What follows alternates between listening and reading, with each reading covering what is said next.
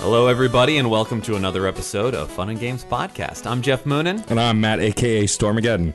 And this week, we wanted to talk about something that actually is, at the moment, I don't want to say winding down, but is in its waning days, and that is another edition of Summer Games Done Quick. Yeah, speedrunning in general, and of course Games Done Quick, which has made an art out of raising money by playing games you may have forgotten about or truly love very quickly. Very, very fast. Got to go fast. Yeah, I think I turned it on this year to just in time to encounter a race in Mega Man X3, which, I forgot some of the bosses in Mega Man X3, like I believe Drill Rhino is one of them. Yes, he is. Tunnel Rhino. Tunnel Rhino, Tunnel yes. Rhino. But it was cool to watch a pair of people playing the same game with tiny differences, because there are different ways you can unlock final bosses and unlock the gear in that game. And so that was very interesting to me. But it's always cool to watch any gaming community rally around raising money and doing it in interesting ways, like playing games really fast. Absolutely. And one of the more brilliant parts of it that I find is the fact that it's not just, hey, donate money while we're doing this. They continually have incentives going. Mm-hmm. If there's an upcoming RPG game where you can rename the characters, there are bid wars that will go on as to what do you want to name the character. Yeah. If there are moral choices that happen in games or multiple endings, sometimes there'll just be a race between the two, whichever has the most money at crunch time. Do we save Meryl or let her die? Does Cain save the world or damn it at the end of Blood Omen? Does Samus save or kill the animals in Super Metroid, which is the big one? Yeah. I've watched a lot of theory videos on who those animals actually are and why you should be letting them die, which is very interesting to me. However, if I've also seen in Metroid Fusion, those same animals make a comeback and save Samus. Yes, correct. So there's arguments there, but that's not the point. The point is the spectacle. The point is the event of it all. Yeah, for sure. And I mean, as someone who likes to take his time with games, and I would consider myself a moderate to low skill gamer. I don't consider myself extremely skilled. I guess it depends on the game for sure. Some of these speed runs I watch and like my eyeballs fall out of my head. Like I just don't understand how it's possible. Especially the old school like Super Nintendo era and below games that are like a lot of games that even weren't bullet hell games were essentially bullet hell games. Yeah, absolutely. And it's very interesting to see. And I sort of consider myself, I guess, a couple notches above you in skill. Like I would not consider myself a pro gamer. I would consider myself a very skilled amateur. Yeah. And seeing speedruns and seeing some of the strategies that are done and the level of consistent precision that is required, whether in menus, whether in menus themselves or platforming or aim or timing even. Yeah. It's something truly to behold, and it's very interesting to go, well, I'm very good at this game because I've taken it as fast as I think I could go with it, and then you start seeing glitches, and then you start seeing little skirts along the edges of reality, and while you seem to have gone really well within the confines of the game, these people aren't done with the game. And it works very well hand in hand with the task community, the tool-assisted speedruns, where people are, well, actually, for most people, I think they're the most popular task that's ever been seen was that one back in the days of E-Bomb's world, where there was the 11-minute Super Mario Brothers 3 run that everybody was arguing back and forth whether or not it was actually played or just a mix-up thing. What it was a tool-assisted speedrun where people recorded the very best of segments of their run, sometimes frame by frame, not even level by level, to get the optimal pixel perfect route going strategies and just surmounting obstacles to get the fastest possible time, so that when it's all played in real time, it's sort of like a pointillist painting. Yeah. Where it's like at this little spot, this little spot, this little spot, you look up close at all of the pieces of it and it's a mess, but you step back and you put it in the way that it's meant to be seen and it's something beautiful. And real-time speedrunners can look at these tasks and learn new strategies and go, well, if a computer can do that, maybe I can do it too. And they go back and forth, and it's a very interesting community, and one that I have a great deal of admiration for from afar. I have not chosen to take up a game to speedrun, but every time GDQ comes on, I am sorely tempted. Yeah, same here for the most part. But it's interesting you bring up like glitches and tool assist because I am friends with a multitude of folks, both who do and don't listen to the podcast, who often talk to me about GDQ. And, I think the interesting thing about glitches is some people consider it. I mean, for me, I think a speedrun is fun to watch no matter how it's done. But that is an interesting question. Like, if you're glitching the game, are you actually speedrunning it because you're not interacting in the game with the way it was intended to be interacted with by the people who designed it? Whereas I argue that you are legitimately playing the game. Right. You are not playing by its rules, but you are playing within the world of the game. However, craftily or shoddily it is put together. And that's why I enjoy the fact that there are different qualifiers as far as speedruns go. You can do something, any percent glitched, warp, whatever you want. You can do it 100%. You can do a warpless, glitchless, without doing this specific glitch while doing that one. Because, for somebody who is very familiar with the game, watching these ridiculous glitches, practically seeing the game go completely off the rails is fascinating. Is amazing. One of my wife's favorite games is probably her favorite game series is the Paper Mario series. It's a good one. And watching at the last AGDQ at the beginning of 2017, I think is when they did it, Paper Mario Thousand Year Door. And they were skipping entire chapters. Wow. And she was losing her mind. And for me, I'm familiar with the game. She and I have played through it together before. And I love the game, but she knows it. And to see that happen, it's absolutely amazing. It's that difference between, I'm a juggler.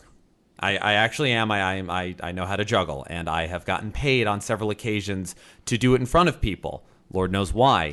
And I always look to that particular skill, although there's many others, and this is one of them, where what is impressive to somebody who is in the community is utterly banal or worthless or boring even to the outsider, and vice versa. Sometimes the simplest thing looks really, really impressive. And some of these glitches and some of these zips that happen and some of these strange maneuvers almost take more to accomplish a smaller frame window, a more ridiculous thing, a piece of maneuvering and skill and precision than actually playing the game itself. Those times where it's like, oh, look at them zoom over the level. But do you know how many complicated inputs and bits of timing windows they had to go into to suddenly catapult themselves across that entire stage? I applaud that. Well, yeah, it's kind of like the game within the game. It's a very meta way to look at it. This idea that you're playing the game, but you're also playing the game of manipulating the game itself. Absolutely. And there are not many other forms of media or entertainment that allow this. Yeah. I mean, if you really wanted to do a dramatic reading of a book where you skipped every instance of definite articles or any word that had the letter L in it, or, something like that, somebody would probably watch you do it. But it's not exactly the same thing. I don't know, hitting the fast forward button on a DVD, or, you can house rule a tabletop game or a board game, but this is something where you're utterly within, I don't want to say inalienable confines, but there are sort of inalienable confines to any one of these games. Well, I think part of it is also gaming is the most interactive art form that we have right now. Other art forms are approaching that differently, with theater now having very interactive shows and stuff like that, things that allow you to metagame a bit in other medium. But for sure, like reading a book or watching a movie or listening to a podcast, like speed runs and speed precision is not a thing. I guess you could do a book speed run. The idea of anyone who probably has a book club, essentially that's a book speed run. You're going to meet on a certain day. You have to read this book in a certain amount of time, and some people are slow readers, so you kind of look at it that way. But for the most part, most mediums don't support rushing through. In fact, it's often frowned upon. Absolutely. And I'm pretty sure there are speed reading competitions. I'm sure. I don't care to watch them. But there again, that's opinion.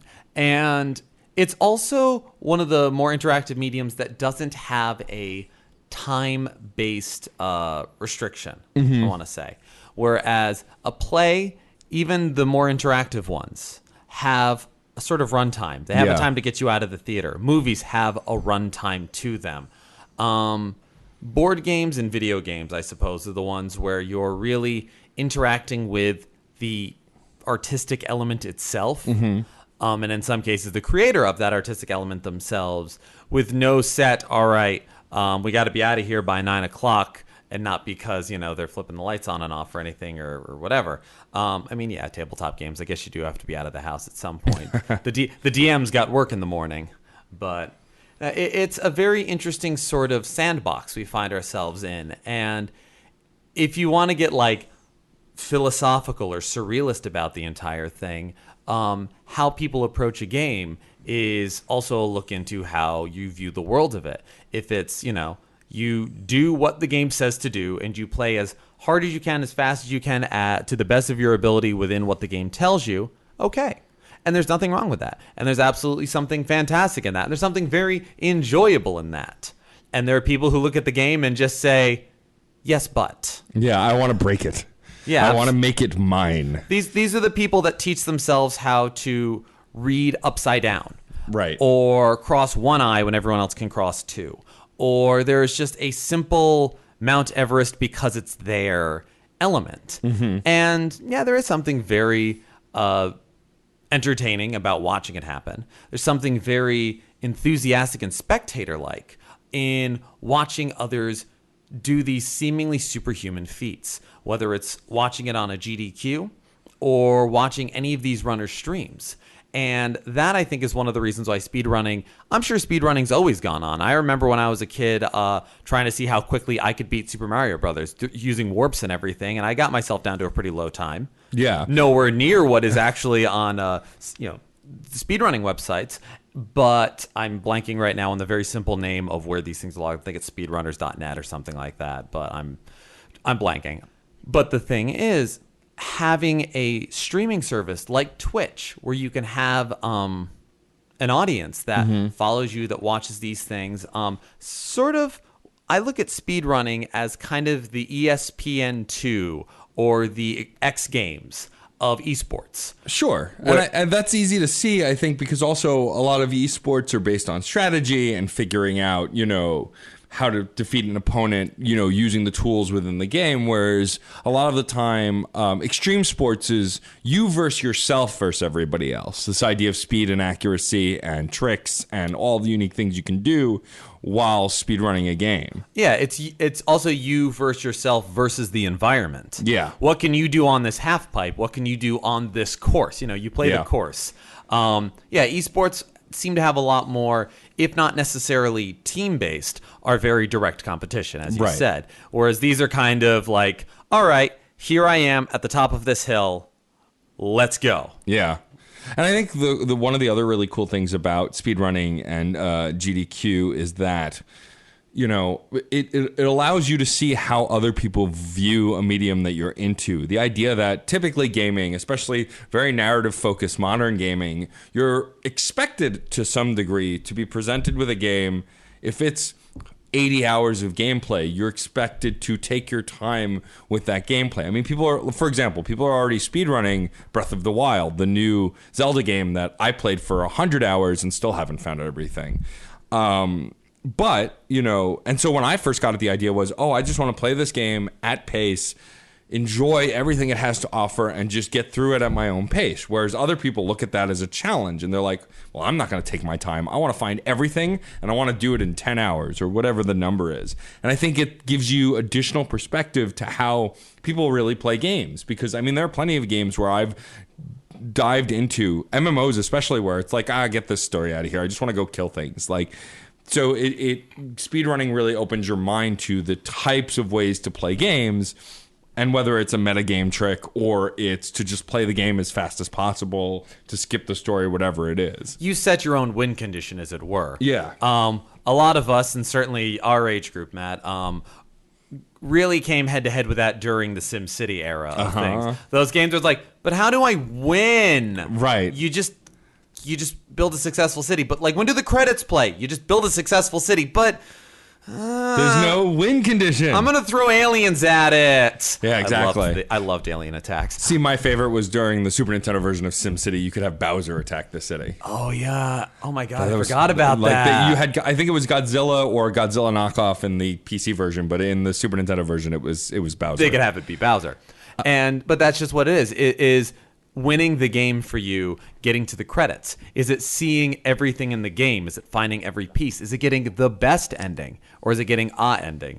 Is it playing every piece of content you could get your hands on? Right. Is it beating the New Game Plus? Is it filling everything in your inventory up to the max amount that you can acquire? You set the win condition, and there are different... And I mean, lots of games will provide you with the tools for these. And sometimes it's nice to have that there, and other times it's not. This is why I go back and forth on trophies and achievements. Yeah, same. Did I... I was going to launch that guy across the screen anyway, but did I need something popping up telling me that I did it and I got some points for it? Probably not. But now that I know it's there, I want to get all of those. Well, it's like I like in-game MacGuffins more than the typical trophies and achievements that are built into the interface. Fair. For example, I completed and got every single Riddler trophy in Arkham Asylum and Arkham City. I have yet to do it for Arkham Knight, and Arkham Origins I barely played. But Arkham Knight, I will eventually go back and do it because in Arkham City and Arkham Asylum, when you got them all, something happened. In Arkham Asylum, there was a dialogue over your radio of the Riddler getting arrested. In the second game, it was actually an encounter with you and the Riddler. And in the third game, which I haven't completed yet, like you actually battle it out to rescue somebody and fight the Riddler. Like he escapes until you find all his trophies. And that is more inspiring to me and drives me more than I do a thing and the Xbox sounds happened and a thing scrolls across my screen. Yes. And those sort of achievements and those sort of points go into sort of an online profile and online persona. Yeah. Which is something that gaming at home you can have, whereas if you are streaming or on Twitch or anything like that, you're already making your achievements on screen. Yeah. It's a very interesting sort of thing. And the fact that we were talking a little bit before about competition. Mm-hmm. And some of my favorite runs on a GDQ are the races. Yeah. And in particular, the fact that, yes, there's a little bit of trash talk. Yes, there's a little bit of back and forth, but there's very, very little ill will. Yeah. Usually it's everyone wants to discuss how great that game is and then the tricks of the trade to getting through it. Absolutely. And at the end of, I'd say 80% of the runs, and I've been watching GDQs live for the last 2 years, and I've archived binged on the rest. And I still rewatch them. It's wonderful. And at the end of so many of them, actually, I'm not going to put a percentage. At the end of so many of them, that runner, even if they're in like the top 3, the world record holder, the top 10, the whatever, yeah, they always encourage people to pick up the game. Yeah. They're like, hey, I want to have the competition. I want to have somebody to talk to about this. Mm-hmm. I want more people involved in this. I don't just want to be the guy sitting here, the girl sitting here, playing this game, making these times, If it's a game that's only got 3 people running it, they want more people there. So it's like, hey, join me in this. Yeah. If there's hundreds of people running it, it's, hey, we always welcome more. Join the community. Yeah, I mean, well, I think that's the really cool thing about anything related to gaming, and for sure speedrunning, as we're discussing it, is that the community is really strong, and it's a supportive community. They want more competition. I mean, think about it. Like, when you see other sports like basketball or baseball, like, they want competition, but there's a lot of trash talk that's not friendly competition. They want to win at any cost, and they want to be able to do it. But I think in for sure in esports and definitely in speedrunning, there's this camaraderie and having this set of skills that not everybody has. And I think some of it is also, there's not really big sponsorships going on. No. There's no major trophy that gets handed out. If you hold the world record in, Mega Man 4, how many people is that going to impress at a cocktail party? Right, exactly. It will impress a certain subset of people. And having others in the community and people beating times and finding more, all it really achieves is you have a faster time and you have found a new way to do the game quickly. Mm-hmm. It is not just you versus yourself versus the course. It's the community versus itself as a singular unit versus the course, mm-hmm. versus what exists. And it's got its own language and it has its own arguments and worries back and forth. Something I really love and something that fascinates me about games, and a thing I would love to talk about in a future episode, is the notion of, I don't want to say a definitive version of a game, but all of the different releases. I know we spoke about remakes and re-releases before, but about the fact that, some people will play a PC game at a certain patch point because it allows this thing to happen. The VVVVV run that happened this past week, they ran an older patch because it had a suicide button. So that way they weren't doing a deathless run. When they got to the end of something, they could, as soon as possible, without going to spikes or anything, hit a button and they're back at the last checkpoint. As opposed to what is patched in or allowed from one version of Final Fantasy to the next, or Sonic, or Mega Man, or any re-release, any, what is on the virtual console versus its original release. And, I mean, heck, half the time games with dialogue boxes are played on the Japanese version because there's more text in a smaller space.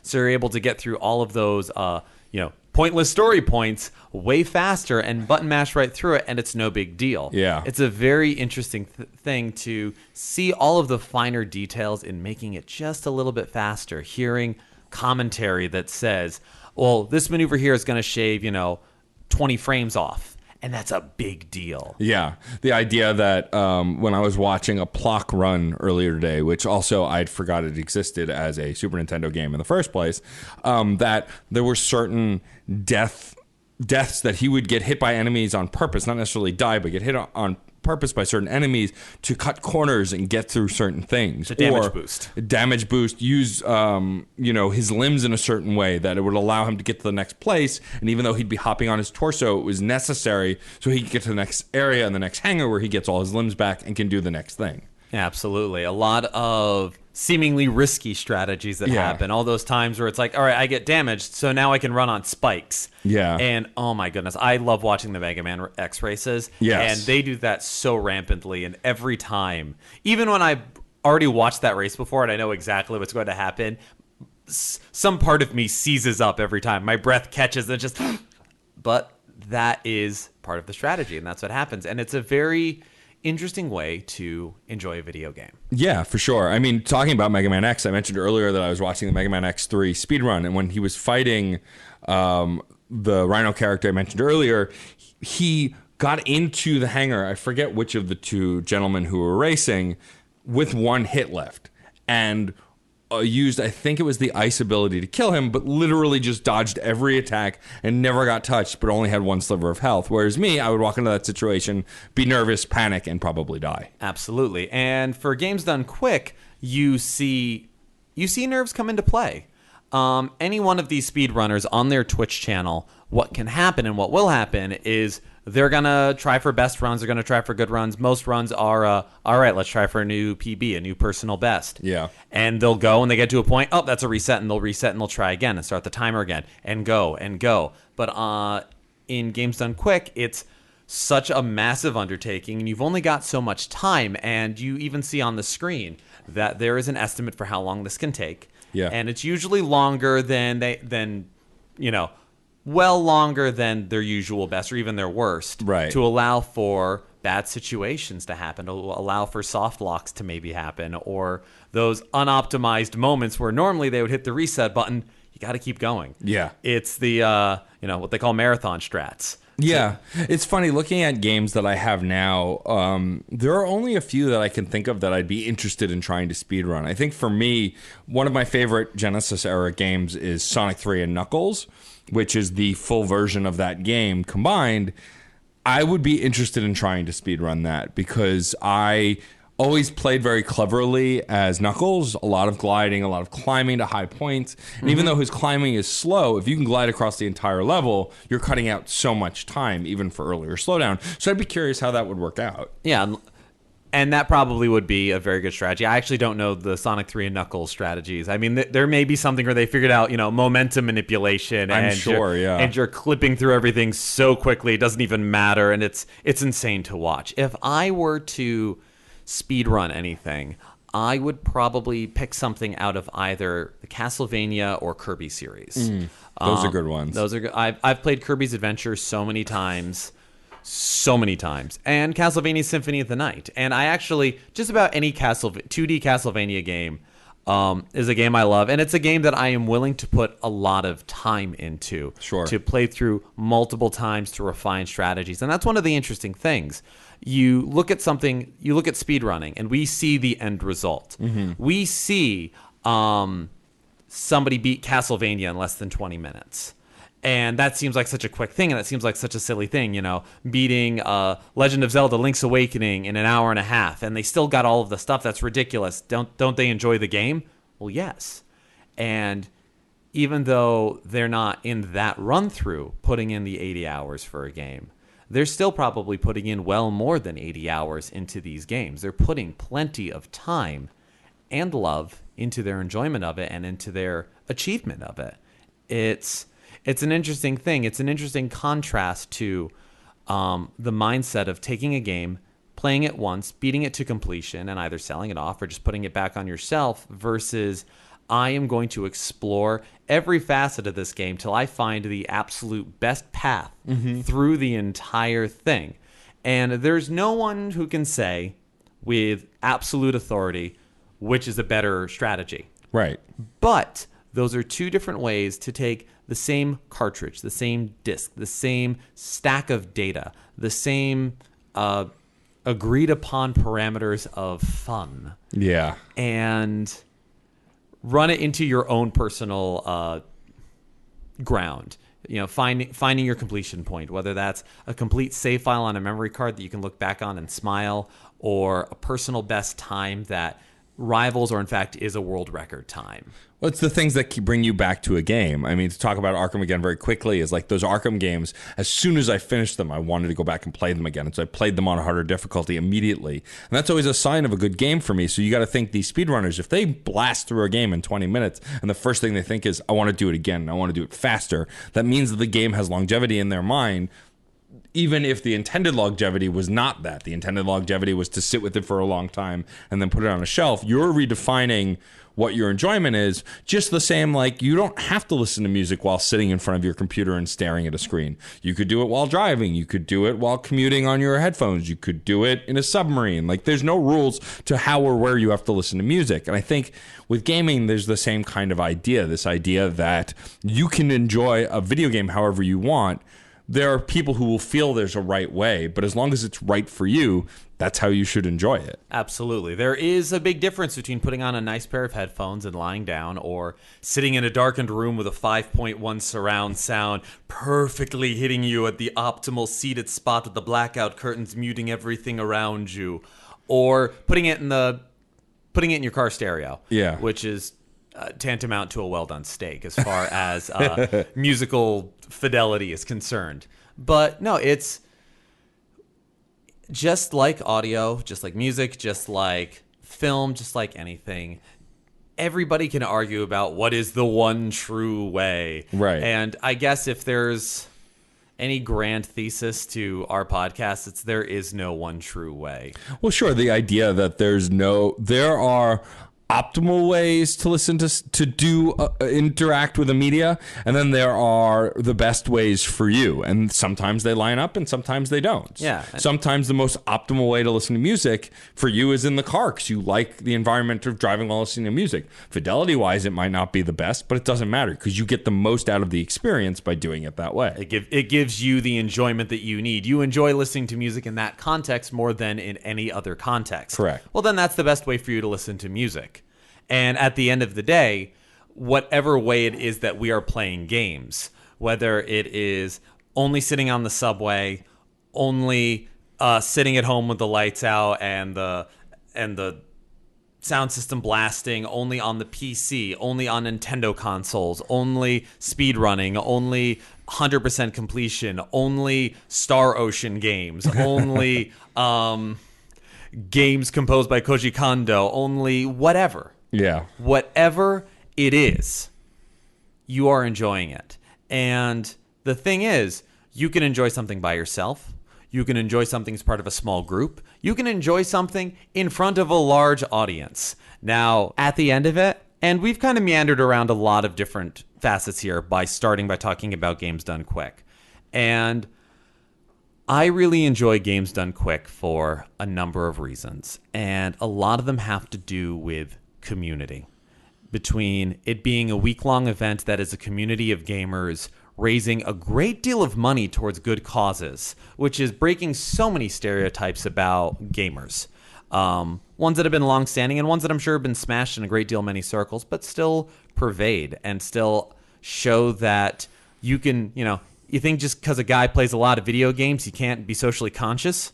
And it's a bad mangling there. Bad mangling. Although, to be fair, I mean, there are plenty of gamers who are dicks. So, there's that too. Well, there's a lot of directors who are dicks. There's a lot of directors who donate to charity. This is life. I know, yeah. So you've got that community. You've got the community of speedrunners themselves, from one franchise or game to another, people who mostly play Castlevania games or mostly play Mega Man games. Not because they don't like the other ones, but because that's where their skill set is, or that's where their friends are. That's the community they found. The community of people on the Twitch chat, the people who are watching on their own, the people who donate, the people who feel they are part of the event even if they've never visited, people who feel they are part of the event of the community of gamers even if they've never watched it live. Yeah. And the sense of sub-communities within a larger community and the way that they all interact with each other. And seeing the different ways that, we can tackle a game. I love watching games that I know intimately be thrashed into the ground at a high speed because I can enjoy every nuance and piece. When they talk about something coming up, or I'm waiting for this thing to happen, and when they all of a sudden skipped 3 hours of a game, and I know exactly what they did. And I love seeing games I've never heard of before, games I've never seen before, both because I love seeing the passion for something that I don't know, and it's infectious, or finding new games, or simply thinking new ways about old systems, old games, old anything. And I love it for the community. Sure, yeah. I think for me, speedrunning and games done quick, I like it the same way I like Let's Plays, because I like the idea of both watching things I'm experienced with and getting someone else's experience of it, or watching a game I've never played and wanting to see what happens. I most recently watched Pro Jared's playthrough of the Mystical Ninja game for Super Nintendo, which is a god-awful looking game that I'm glad I've never played, because he struggled with a lot of it. But I watched him play it through to completion because I wanted to see how it ended, and because it was just this ridiculous game. And same thing with GDC. Like, once I turned it on and saw that Plock was being played, I was like, oh, I know that game. Wow, this game is way weirder than I remembered it. Oh, cool, he's doing that thing.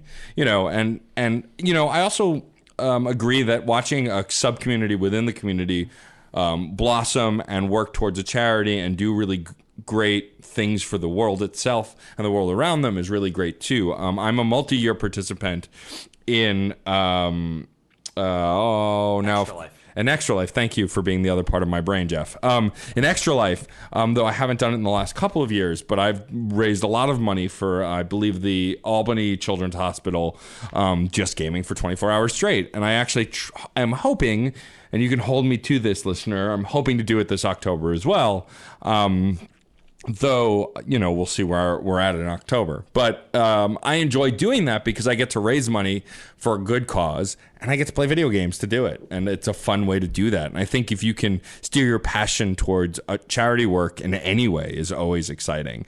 But I'm looking forward to rewatching some of the older games done quick, because I know that I've watched them before, but I don't remember the details of every watch. So it'll be fun to go back through the archives and see some of the stuff that maybe I've not seen yet. Absolutely. I mean, if you watch through all of the games done quicks that have happened over the last, 5-6 years? Something like that. That's,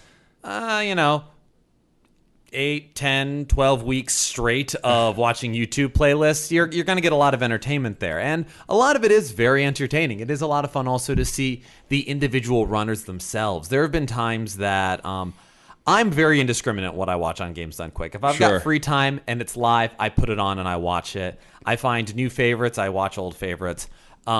Sarah is a lot more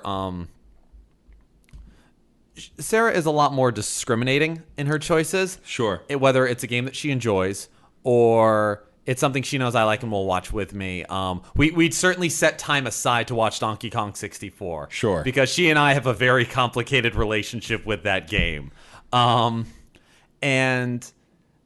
we also will watch because we like a certain runner, a certain commentator. Last GDQ, Sarah came to really enjoy. Wow, I really wish I could remember the runner's name. I think it's Joe. Game Joe 6. Sarah and I came to really enjoy the anything done by Game Joe 6. Mm-hmm. The guy who did the Lost Levels 2P1C. He's run a bunch of other things. He's just a delight to have on any stream, even if he doesn't know much about the game. Yeah. He's one of those guys that's really fun to have on there because he's personable, he's gregarious, he asks great questions of games, and if he's the one at the controller, if something goes wrong, he's so candid and just being like, "What? No." I always loved anytime he got to Bowser in a run and he wants Bowser to jump, he'd sit there, "Come on, jump!" And he'd go for it and he'd run for it, and it's a very entertaining thing to take in. And so you find favorites that way, and it's the interconnecting of personality. It's not just the game, it's the memories, it's the experiences, the view, the played, and everything in between as it all comes together. Well, sure. I mean, it's like when I mentioned earlier with Let's Plays, which I'm sure we'll do an episode on at some point. I go to Let's Plays for certain games, but also personality. Like, for example, I really like Gerard the Completionist. I love his completionist videos. But his Let's Play channel, Super Beard Bros, which he does with Alex Faciani, I don't dislike, but it's fairly straightforward for me, and I don't get a ton of fascination out of it, because I think that his writing for the presentation of the Completionist series is something I really dig into, whereas their Let's Play channel, I don't as much. Whereas Pro Jared, I like his videos and his Let's Play videos. It all comes down to personality and engagement, and Games Done Quick is the same thing. A speedrunner who's just very surgical and is just doing the speed run and isn't talking very much can be as interesting as someone who's outgoing and talking constantly and flipping out when he screws up and stuff like that. And either one of those could also be just as boring or just as upsetting. Yeah. But the other fun thing is the fact that it's kind of one of those, oh, you don't like this one? Just wait till the next game. Yeah. It's going to keep going. It's, if you're just viewing it through your Twitch channel or online, you're not in the room. And Yeah. I'm sure even the people in the room can leave the room. There's a pinball room not too far away that's Yeah. from there. So there's plenty going on, and it's a very big example, a wonderful shining beacon, as it were, of both the magnanimous nature of what gaming can be and of what a gaming community can be, as well as a very interesting display of sort of modern content and modern media consumption in terms of a closer relationship between those who make and those who consume. And in fact, the people who are doing these speed runs also have connections often. Develop connections with the people who make the games. One of the members of Yacht Club Games was Skyped in for this summer's Shovel Knight run for Spectre Knight. Granted, the Skype connection wasn't great, but it was still there. And Shovel Knight is a game that even has in its credits listed the current speedrun records. Games are, depending upon the size of the company, they're able to have that back and forth, and people who are watching GDQ and who are fans of the streams, even if they are streamers themselves, have a back and forth that goes on. And there's this wonderful elongated dialogue, and it's not simply a matter of we make this, you play it, screw you if you don't care. Right. There is so much back and forth that happens, and that excites me. It should never be 100% permeable. It should never be absolutely one-to-one in terms of that. Then nothing gets done. But it's really interesting to see. It's an instance of people create the rules to Griff Ball in Halo, and then Bungie makes Griff Ball, and you can actually play it. Yeah, it's exactly. those sort of instances, and GDQ is one of those sort of places where things like that happen, or if they don't exactly happen, they showcase them. This is a beautiful petri dish.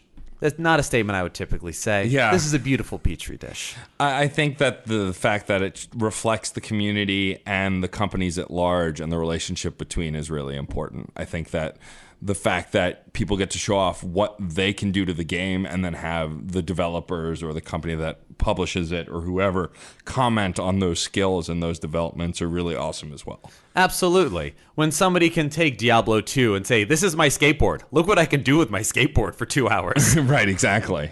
And we love watching it. That's true. If you are listening to this podcast as it is released on Friday, Games Done Quick is wrapping up, but you can follow all of their exploits on their Twitch, on their YouTube, wherever they post their stuff. Absolutely. They make playlists of their videos. They even will do a raw stream. So if you want to make your own, locked off Games Done Quick, you can't donate to them, but you can just put it on an autoplay, start at the beginning, and it will play right through. Yeah. And you can pause it to your heart's content. But I also want to give a quick shout out to Joe, otherwise known as Just Another Dad. He's a dad blogger and gamer that I am good friends with. His website is justanother.dad.com. He writes about his son and growing up a nerdy father and how it's weird that he has a son and all the stuff that goes down. But he actually tweeted at our Twitter for Fun and Games about GDQ, which I had forgotten about, but Geoff surely did not. But thank you for bringing that up. We hope our episode is to your satisfaction. And I think for me, I always love going back to things like this because I get to experience it, I think, differently every year. And as I grow as a gamer and a person who consumes art, it's always interesting to look at these things. Absolutely. And you know what? Maybe this is the GDQ that inspires me to pick up a game and try speedrunning. I definitely want to start streaming on Twitch again, and that might be the thing that gets me started on it. So thank you, GDQ. Thank you. Yes. And speaking of streaming, I, on my DJ Stormageddon page, have started streaming myself. I have a Twitch, which is twitch.tv/DJ_Stormageddon. I'm sure that if you don't remember that, you can find me on the internet. Just Google it. And my Twitch channel is twitch.tv/GeoffMakesNoise. That's Geoff, Geoff. Yes. And, I streamed a lot last year, and, here's hoping I can start again. So there's something for everyone. Exactly. But of course, as always, thank you for listening. Please find us anywhere on the internet where you can find Fun and Games Pod. Thank you to our wonderful community who's been super vocal about certain things they'd want to see or commenting on things we've talked about. Please keep the discussion going. That's why we do this, as well as to stroke our own egos a little bit. I think that gaming is something that's community bound. Probably in a future episode, we'll talk about the major detriment to any PC gamer's wallet, the Steam sale, and how I got destroyed this year, but got some really cool games out of it. As always, please write to us, email, Twitter, Instagram, wherever you can find Fun and Games Pod.